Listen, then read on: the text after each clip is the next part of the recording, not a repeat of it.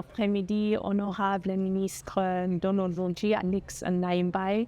Merci beaucoup d'avoir accordé cet entretien. Je sais qu'il y a un agenda très surchargé, mais soyez les bienvenus à cet petit entretien. Merci beaucoup.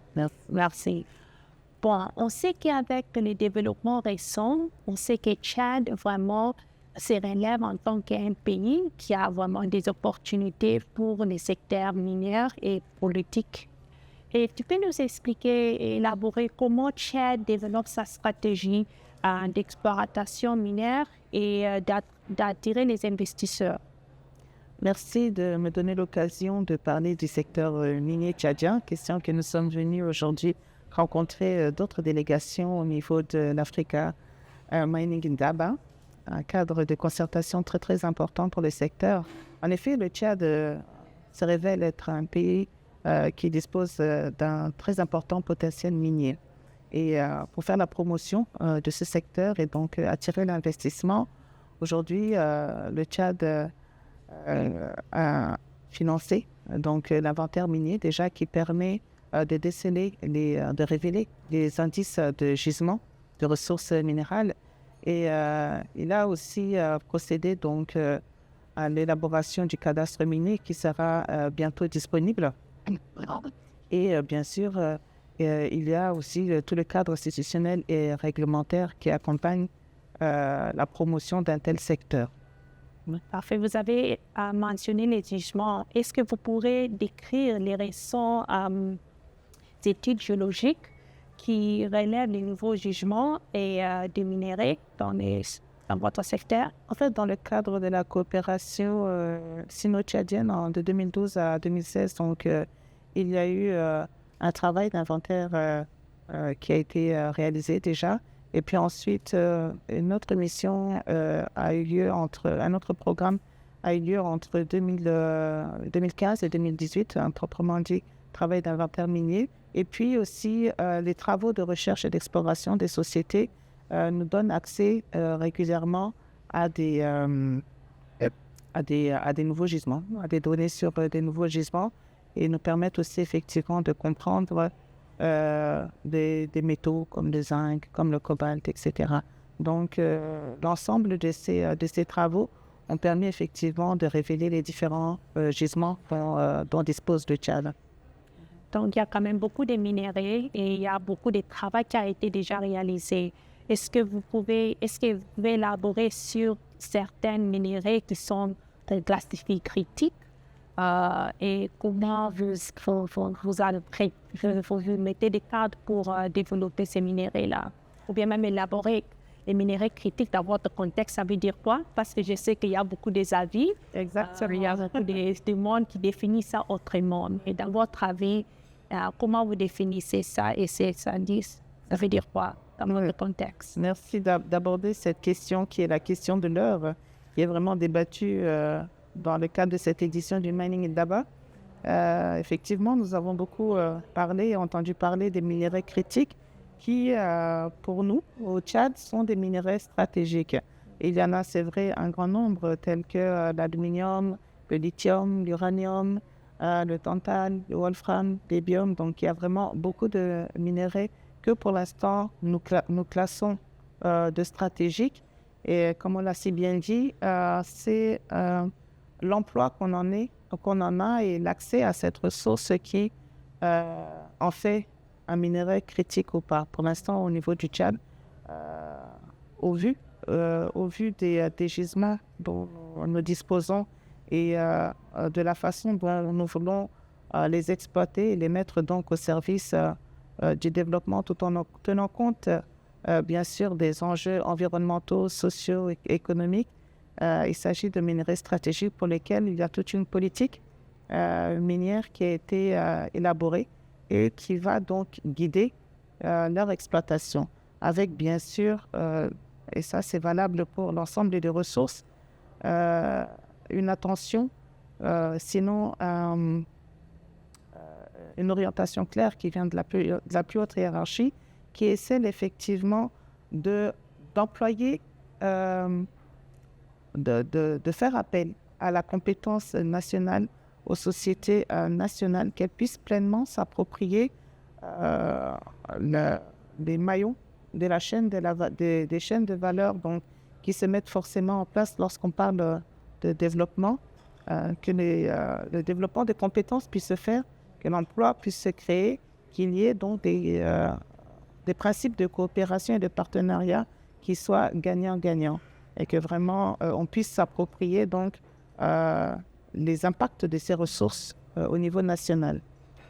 Vraiment, vous avez bien élaboré les partenariats qui sont gagnants-gagnants. Et peut-être c'est aussi important d'élaborer peut-être pour connaître dans le cas des investisseurs internationaux, comment les Tchad soutiennent les investisseurs internationaux. C'est clair que pour attirer les investisseurs internationaux, il faut des mesures incitatives, encourageantes. Et en ce sens-là, justement, ils bénéficient au niveau du Tchad donc des dispositions comme la libre circulation des biens et des matériels, des délais d'octroi de titres miniers qui sont les mêmes que ceux des nationaux. Donc, il y a tout un cadre qui accompagne l'investissement étranger. Donc, sur ce plan-là, nous avons pris des dispositions justement pour favoriser ces partenariats-là. Donc, ça élabore, ça démontre que vraiment il y a une bonne politique et il y a aussi vraiment des règles et des régulations qui démontrent vraiment qu'il y a un partenariat entre aussi des nationaux et des entreprises locaux pour s'assurer qu'il y a quand même une chaîne d'approvisionnement en pays. Alors, si on regarde sur le développement dans les matières, les choses qu'il faut être mises en place comme les infrastructures pour démontrer et soutenir les entreprises nationales ou bien locaux. Est-ce que vous pouvez aussi élaborer et nous dire qu'est-ce qui est mis en place à Tchad pour soutenir les secteurs miniers?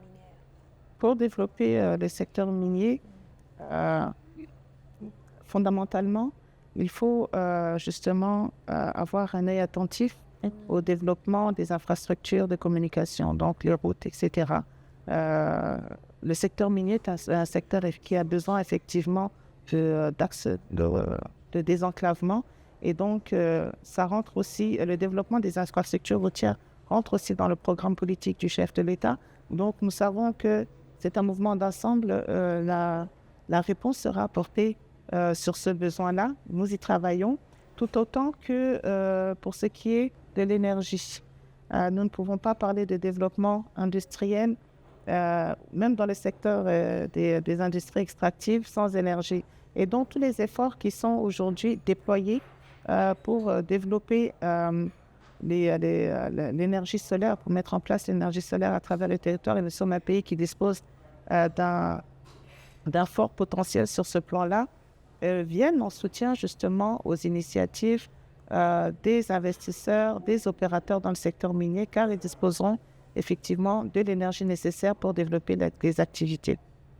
Là, je pense que ça, c'est vraiment quelque chose clé que tu touches. Il y a des industries et puis il y a des entreprises qui doivent travailler ensemble et le secteur n'est pas vraiment indépendant. Il y a beaucoup de choses qui doivent marcher ensemble pour vraiment créer ça. Et je sais qu'on a pris le temps, mais je voulais seulement vous donner la parole s'il y a un mot de clôture ou bien un message, si vous voulez dire à Mining Indaba par rapport à les potentiels du Tchad et les développements et à venir, même pour les investisseurs qui sont peut-être intéressés à Tchad, mais ils n'ont pas vraiment toutes les informations. Peut-être un mot ou bien un petit message avant qu'on ferme. Tout d'abord, pour le Tchad, a tout un grand intérêt à prendre part à un cadre de concertation tel que Mining Indaba, où nous faisons aujourd'hui table ronde avec des pays qui ont une plus longue expérience et plus riche expérience en matière d'industrie extractive et dont nous pouvons effectivement tirer avantage de par les leçons qu'ils vont tirer effectivement de leur expérience, de ce que leur a apporté l'exploitation minière, de la manière dont ils l'ont exploité. Donc le Tchad est partie prenante dans tous ces cadres de concertation qui peuvent enrichir ses stratégies, mais aussi de lui permettre de faire la promotion de ses potentialités.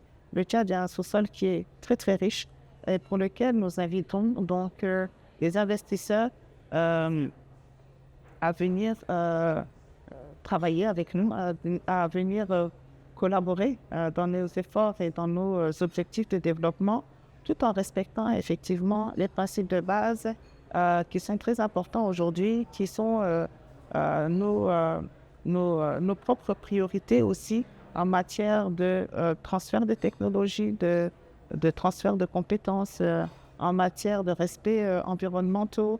Donc, il y a un cadre qui est là. Le Tchad a mis en place un cadre institutionnel, réglementaire. Nous avons un organe de régulation qui est aussi là. Il y a un programme de développement, d'appui au développement du secteur minier aussi qui est là. Donc, c'est pour vous dire qu'il y a un ensemble d'instruments qui ont pour objectif de faciliter l'investissement dans le secteur minier, qui ont pour objectif d'accompagner les opérateurs du secteur minier et qui visent donc à optimiser les impacts de l'exploitation minière au Tchad.